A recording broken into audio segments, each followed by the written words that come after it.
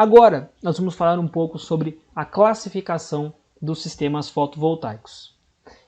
Os sistemas, eles podem ser classificados de duas formas: os isolados e os conectados. E por que essa terminologia?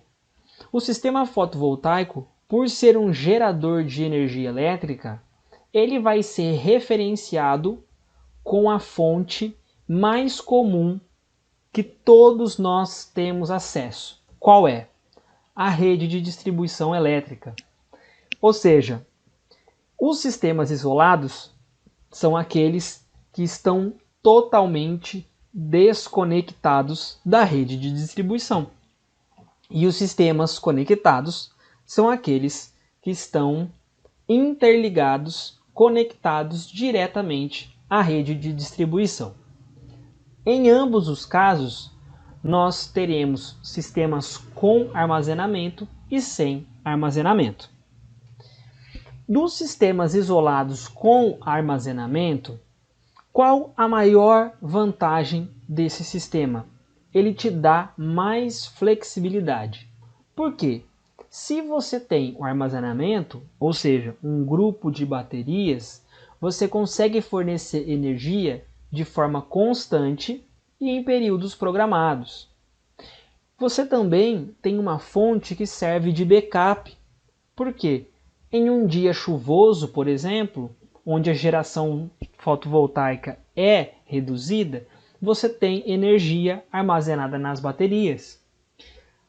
Em outras situações, no período noturno, por exemplo, onde não há a geração de energia elétrica pela fonte fotovoltaica, você também tem energia armazenada nas baterias. Agora, ele requer muito mais manutenções, porque o grupo de baterias ele precisa ser monitorado constantemente para averiguar se todo o conjunto está em condições de fornecer a energia necessária para aquela situação.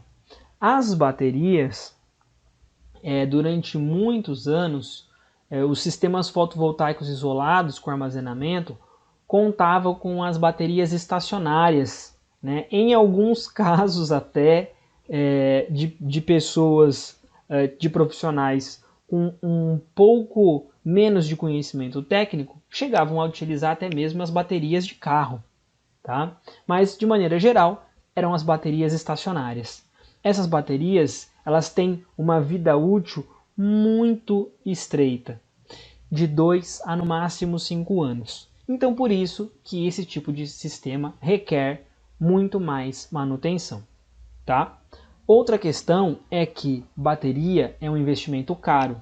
Então todo sistema fotovoltaico isolado com armazenamento, ele naturalmente vai exigir um investimento muito mais alto de quem o comprar. Por outro lado, o sistema sem armazenamento, como ele não tem bateria, ele custa muito menos.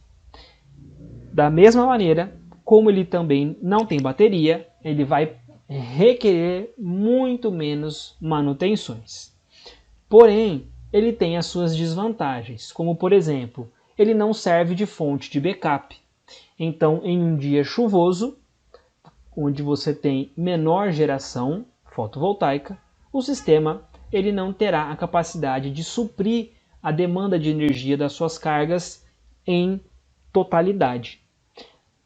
E também, claro, em um dia, em uma noite, né? Em uma noite, durante a noite, o sistema também não tem a capacidade de fornecer energia para essas cargas. Então a flexibilidade do uso dos sistemas fotovoltaicos isolados sem armazenamento é muito menor.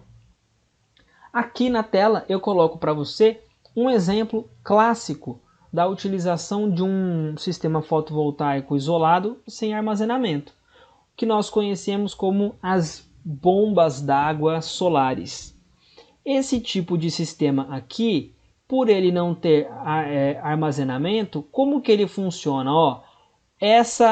Esse equipamento aqui ele já funciona como o controlador de carga e o inversor, e aqui eu tenho a carga elétrica. Então, o sentido da energia vem do módulo, passa para o controlador de carga, passa para o inversor, do inversor vai para a carga. A carga é quem? É o motor, é a bomba d'água.